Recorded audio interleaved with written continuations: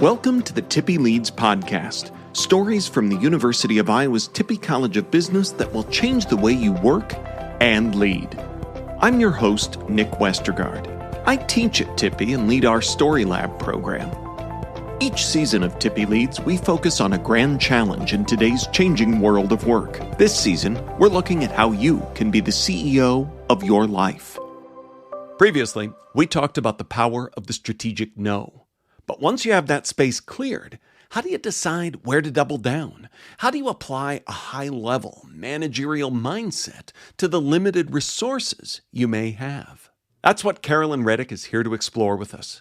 Carolyn is an associate professor of practice in accounting here at Tippie. A CPA with big firm experience, she's an expert in helping leaders think like investors when it comes to their priorities. She knows that every choice is a trade-off, and she's here to help us navigate those decisions with more clarity and purpose. After that, we'll hear a story from Tippie student Raffay Malik. Raffay's story explores the weight of ambitions and the moment he realized that pursuing a big dream required more than just passion. And of course, we'll bring it all together with a final Tip E just for you. Ready? Let's get started.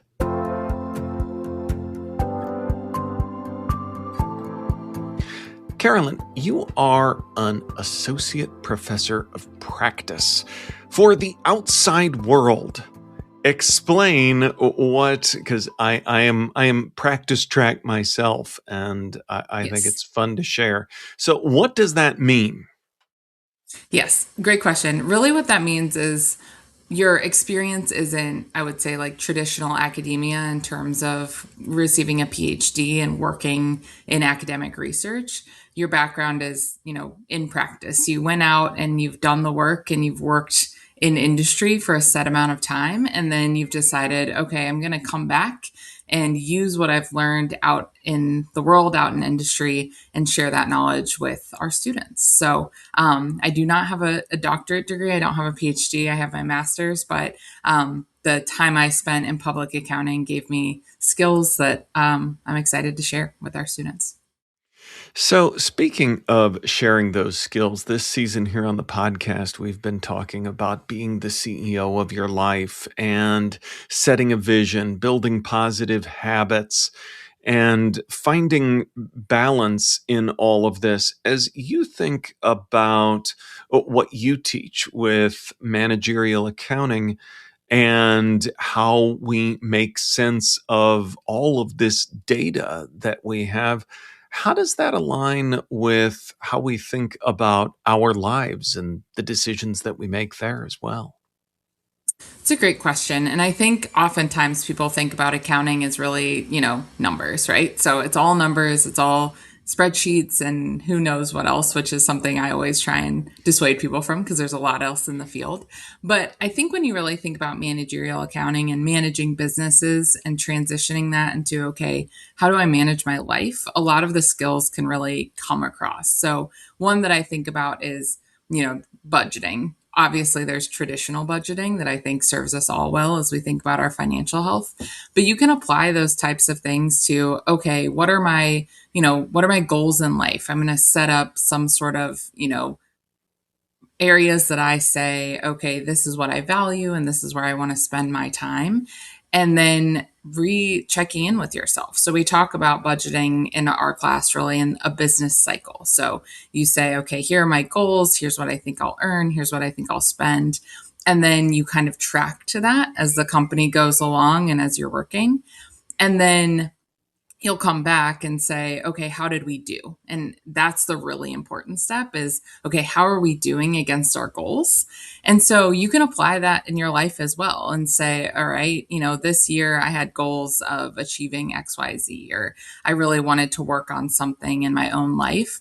And how are you building in those check-ins with yourself to say, am I moving in the direction I wanted to? Or maybe you're recasting that budget altogether, right? Like what you thought you wanted to work on, you had some big new exciting adventure come up and you need to rethink that. But, you can really apply that skill to say, okay, I'm going to set a goal for myself for this short amount of time. track towards it a little bit, and then check in with myself. Is it feeling how I wanted it to feel? Do I feel like I'm achieving the goals in the way I wanted to achieve them? And that can really apply to non-numeric values as well. Well, to illustrate one of those kind of numeric values, when we were talking earlier, you told me a fun story about your brother and CrossFit and Yes. food expenditures too. So, an Yes. interesting kind of what cautionary tale of of not managing those too. Yes, yeah. So, I always laugh when I tell this story because my brother is probably like, "Stop telling people this," but it's funny. So my brother was trying. He's very fit, much more fit than I am. But he thought he was tracking his macros. So he was, really getting into exercising in new ways and was like, "Okay, I need to eat, X amount of protein, carbs, whatever." But so I always tell my students, when you make budgets, it's super important that you actually write them down, and they are actually like tracking your expenses in some sort of written format. Because we can all convince ourselves we're doing okay, right? Like, oh, I want to spend XYZ on restaurants this month. And you're like, yeah, I only ate out a couple times. It's probably fine. Like, I don't need to worry about it. But if you're not actually tracking, you can get pretty off base. So the story I tell them is when my brother started doing this, I was around him a lot. And I was like, you're just like, this seems like too much protein. And he was like, no, no, no, Caroline, you don't understand. Like, I need a, gram per every pound or whatever. And I was like, no, I get that. Like, I've done that at times in my life too. And we're just like not that different in body size. So like, I know roughly how much that is. And like, I just never was like taken down deli meat the way you are. So I just think we should think about it. And he was like, no, I swear I'm right. And I was like, okay, sounds good. And then fortunately, at one point, his girlfriend sat him down and was like, hey, let's just like track this out. Let's just write this down. And he called and he was like, hey, so guess what? You were right. I was eating like over, I don't remember. It was 3 or 4 times the amount of daily protein he should be eating. And I was like, yeah. And he was like, so now I'm eating more carbs. And I'm like, do you feel better? And he was like, yeah, I feel a lot better. So that's just, again, cautionary tale. But the importance, like the takeaway from that is it's easy for your mind to be like, yeah, this is roughly right, right? Like in my brother, I mentioned I do not have a PhD. He does have a PhD in a highly technical area. So he is good at math. He is smart, but like, in your mind, you can be like, okay, about that much, about that much, about that much. And you can be pretty widely off. So it really is important to like actually track. And so I use that example with financial budgets a lot too, because if you're just kind of going on your vibes in your mind, like you're not going to be as accurate as you want to be. It makes me think of what people are probably getting tired of business professors saying, but you can't manage what you don't measure, and really Yes. measuring it, even something as simple as that example. So, Yes. speaking of all of the different things that one has to measure, what about defining relevant versus irrelevant costs in your life? Yeah. Yeah, great question and great point. So that's another area we focus on a lot with companies when we're thinking of managing, businesses, is when you make a decision, you need to know, okay, what's really relevant to this decision versus what's potentially a sunk cost. So something I invested a long time ago, I can't get it back regardless of what I do. Or, just what's irrelevant to the decision. It doesn't differ between the two options. So you just don't really need to spend time there. And really learning to focus on like, okay, what's relevant to the decision I'm making today can save people a lot of time, because as you're trying to decide, do I make a job change? Like, what should I, as simple as what should I eat tonight for dinner? There's a lot of things you can bring in that's like, oh gosh, but like, I've spent, so if I stay in the job change idea, right? Like, well, I've been at this company for 10 years and blah, blah, blah. And it's like, yeah, whether you keep staying at that company or you take this new job, you've been at that job for 10 years. That's not relevant to the decision you're making today. What is relevant is what, new skills or experiences will you gain if you stay or if you change, or potentially what's the salary if you stay or what you change if you change. But where you've been is the same either way. And also, at the current point, like what your mortgage is. Same either way at that moment. You might be able to make changes to that in the future if you make a different decision, but really being able to root yourself and like, okay, where am I right now? What's relevant right now can really help focus your attention on like, okay, what's the best decision between these couple of options without bringing in, your whole life story to this decision you need to make today. So, when you talk about making decisions, you often kind of weight it in terms of what you call like the three buckets. I wonder if you'd walk us through that because I think it could be useful as folks are thinking about potential new directions. Okay, so yes, I think about these three buckets. Oftentimes, this came more out of my past career when I was doing a lot more career coaching with, I would say, like mid career team members. But as you're thinking specifically about career changes, a lot of times people early in their career or midpoint, they focus a lot on like the compensation, right? Which typically people view as dollars on my paycheck. So, like, my current job pays me X amount. This new opportunity would pay me X amount plus 10%. So because it's the plus 10%, that's the better option. And I would always try and pause and say, okay, let's redefine how you're thinking about compensation. Because if you just stay, so fixated on that dollar amount, you can miss other opportunities. One of the buckets is that dollar amount. That cannot be ignored. We all have lifestyles we want to ascribe to. People got to eat. You need a place to live. So like you can't ignore that altogether. That is a component. But then the second one I think about is, okay, what future, value is this role, this opportunity giving you? So if I take this job, if I take this opportunity, am I going to gain more skills that will make me more marketable in the future? So, a lot of times straight out of college jobs, maybe they don't pay quite as much, or maybe you're working a lot of hours, but you're getting a ton of experience that 2, 3, 4 years out. Okay, now you're way more marketable than some of your peers. That's value. That's compensation. That's future value you're gaining by investing time. That's the idea of education. You're not necessarily getting paid, but you're increasing your future value. So that's that second bucket. And then the third bucket, I'll share how I define it, but I would say other people could define it. This is, how well does it align to maybe some of your values? So for me, it was, do I feel like I'm making an impact in my community? And how much of an impact do I think I'm making? And that can vary between different jobs. And, some roles, it's like, okay, you're not doing much on the role side, but it gives you a lot of flexibility to do some of that in your personal life. So, you can bring in that as well. So it's the money, the future value, future skills, and then kind of your own personal value, ability to give back to your community, or, maybe another term for it would be the social impact of what you're able to do. So, in addition to my teaching at Tippie, I lead a program called Story Lab, and I think our stories are powerful tools in connecting with others, but also in teaching lessons.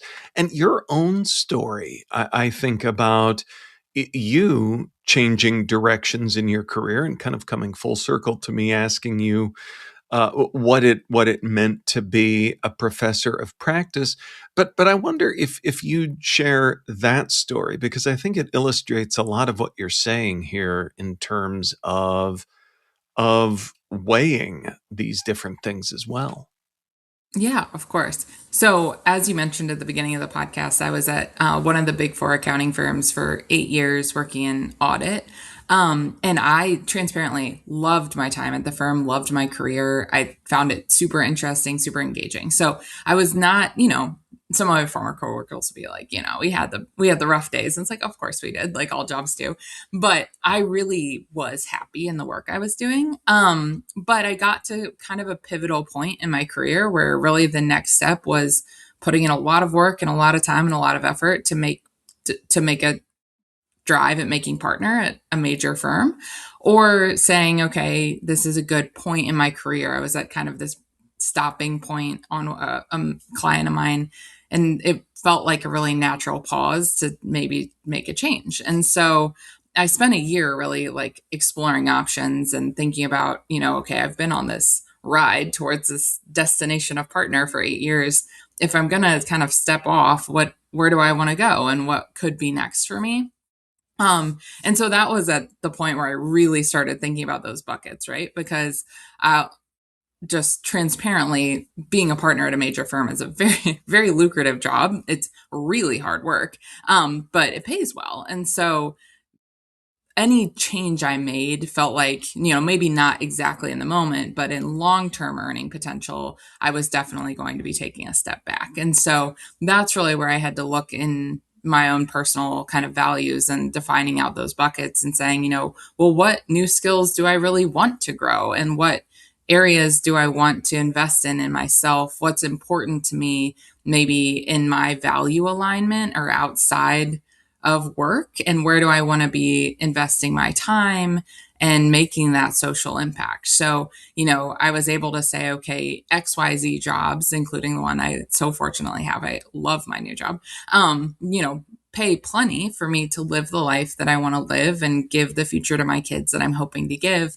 And then I will have this, time in these other realms and these other areas to really align to where I want to invest my time for the next, 10, 20, 30 years of my career. So yeah, that's really how I weighed those decisions when I was thinking through, but it is hard. And I also tell students, like, those things can change through your life, right? So how much time you want to spend or how much percentage you want to give to each one of those buckets doesn't have to stay constant. Like, it's totally fine if when you're 22, you're like, I want 95% of my buckets to be in compensation. Like, that's fine. Like, pay off your loans, make some money, travel, like, that's okay. But you have to define that for yourself, and it's going to change as you age and as you grow and as your life stages change. When you get married, when you have kids, if those are things you want to do, the percentages in various buckets will have different importance to you than they may have had 5-10 years back, which brings us back to, is it a relevant or irrelevant cost to this decision, right?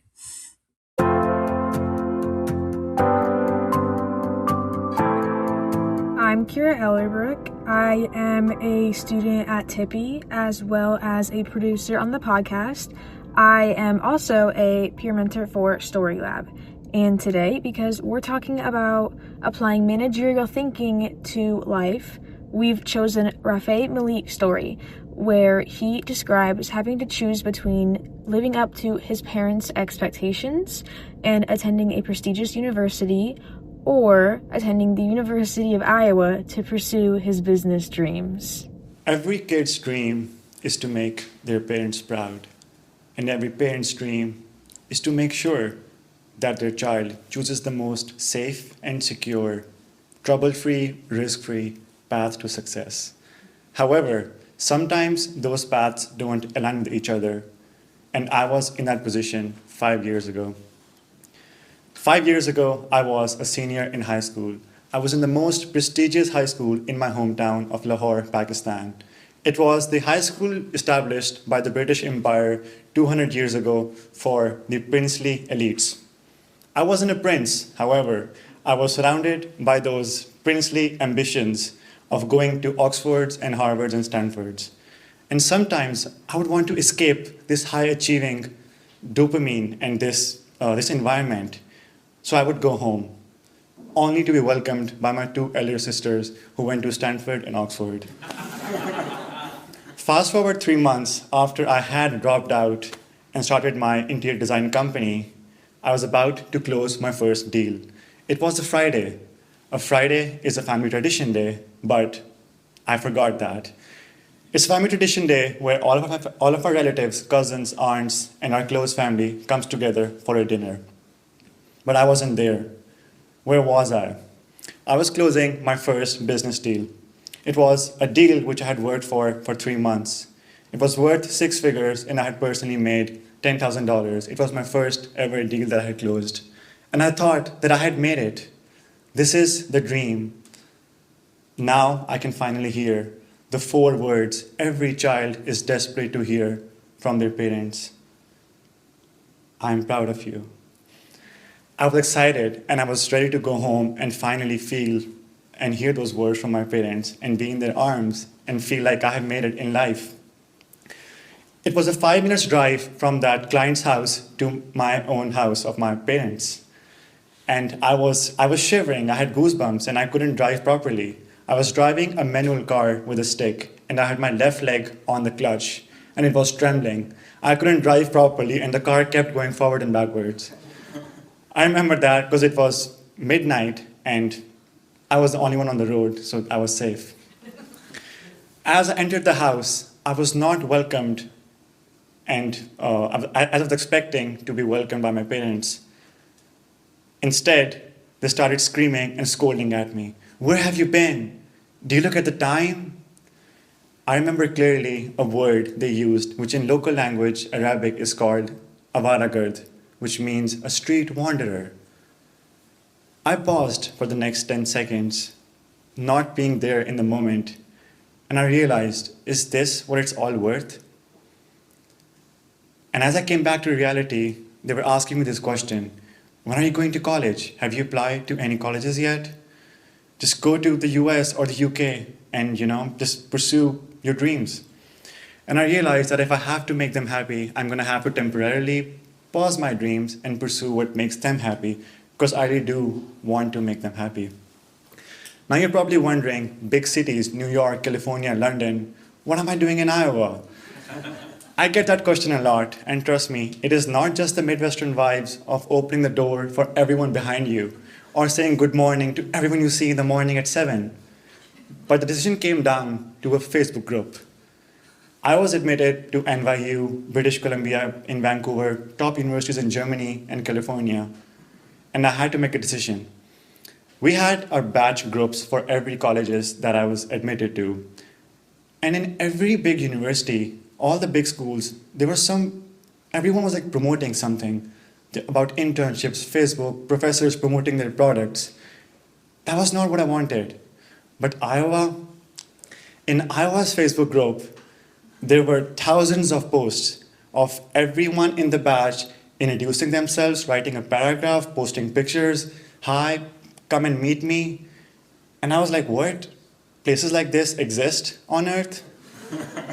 And that was the decision. And my only condition to my parents was that I will go to college, but of my choice, which is the University of Iowa, where I can pursue my dreams of pursuing a business as well as living a happy, peaceful life and not chasing after the next big thing or the next shiny thing.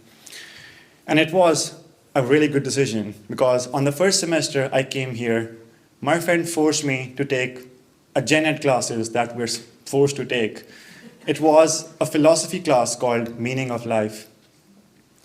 I don't know what that means. I don't know why we're supposed to take that class. But there was one lecture specifically in which we were going over the historical leaders. And for the next 10 minutes, I actually did pay attention to the lecture. And I realized that they were talking about the historical leaders who had made an impact. And I was thinking to myself that no one remembers you for how much money you make, or how much of a fancy car or a big house you have. People are going to forget that. However, they will remember for what impact you make on the world. Did you leave the world in a better place than you were born in? And that's when it hit me that I will pursue my dreams and I will do to make an income. However, it is important to make an income while making an impact. And I would leave you with one of my favorite quotations: be the change you want to see in the world. Thank you. Let's go back to our guest one last time for a final tip E for you to remember in your work. I think the final tippy I would leave really ties into what we were just talking about, and maybe a little bit of work, but more in life. Around when I was making that career change, and as I do career coaching with some of my former colleagues or former students, one thing I talk about is really, if you're feeling friction and you're feeling like, okay, I'm going to work every day and yeah, on paper, I like my job, but something's not working. Take that step back and this is my other non-managerial accounting. This is the other side of my teaching, but do a little audit of where you're spending your time. And it's not always going to be perfectly aligned, right? Like there's times in your life where you have a big client deadline coming up and you need to really ramp up work, or, your kid's sick. So you really have to ramp up being at home with your kid. Like that'll happen here and there. But on the average, if you take a step back over 6 months, a year, how are you spending your time, and how does that align with how you would define your values at that point in your life, which again can change. And all of these things are good things. It's like, if you've ever done that personality test where it's like, rank these 6 things, and it's like health, relationships, and like emotional well-being. You're like, I don't know, those are all pretty good. So it's one of those things. They can all be pretty good. But if you sit down and you're like, my number one most important thing in my life today is spending time with my kids or spending time with my spouse, and you take that step back and you're like, okay, of my waking hours, I'm spending 85 to 90% of my time at work or away from my home for XYZ reason. That might be why you're feeling unfulfilled, or like you're not enjoying your job or where you are in life. And it could have nothing to do with the role. Maybe the work you're doing is fulfilling and you love it and you're really good at it, but you just have this disconnect with what you value. And so if you can take that step back and look and say, okay, what do I really value? And is that where I'm spending my time? And if you identify a big disconnect, then maybe it's time to go to the buckets of compensation and say, okay, do I need to be working 90 to 95% of my time right now? Or do I maybe look to make a change, or, decrease my percentage I'm working? And, again, that'll have a financial impact. I don't want to discredit that. Like very much there could be one there, but the overall picture could bring a lot of happiness to your life, and a lot more kind of resonance between, where you want to be and where you are. So that would be my last tippy. All of those things have costs associated with them and benefits associated with them, and everyone has to weigh them, on their own scales. So there's no right answer, but hopefully if you apply a little accounting thought process, you can get there. And that's a wrap on this episode of Tippie Leads. Big thanks to Carolyn Reddick for the sharp conversation on the investor mindset, and to Raffay Malik for sharing his story. As always, thanks to Kira Ellerbrook for producing our Student Stories segment, and to the Tippie Marketing Communication team for supporting the show. Next, it's the penultimate episode of the season. Tippie College Dean Amy Christoph Brown joins us to talk about leading the Tippie of tomorrow, today. Amy explores how to maintain a vision for long-term planning while still navigating the demands of day-to-day leadership. I hope your day-to-day demands don't keep you from joining us for this next episode. I'll see you there. This has been Tippie Leads, a podcast from the University of Iowa's Tippie College of Business. To learn more about our faculty guests, their research, and more, go to tippie.uiowa.edu/Tippie Leads. If you like this episode, share it with a friend or coworker. Or better yet, subscribe to the show on Apple, Spotify, YouTube, or wherever you like to get your podcasts so you don't miss a single episode. And if you're feeling generous, consider leaving us a rating or review to help others find the show. This is Nick Westergaard signing off. On behalf of everyone at Tippie, thanks for listening, and go Hawks!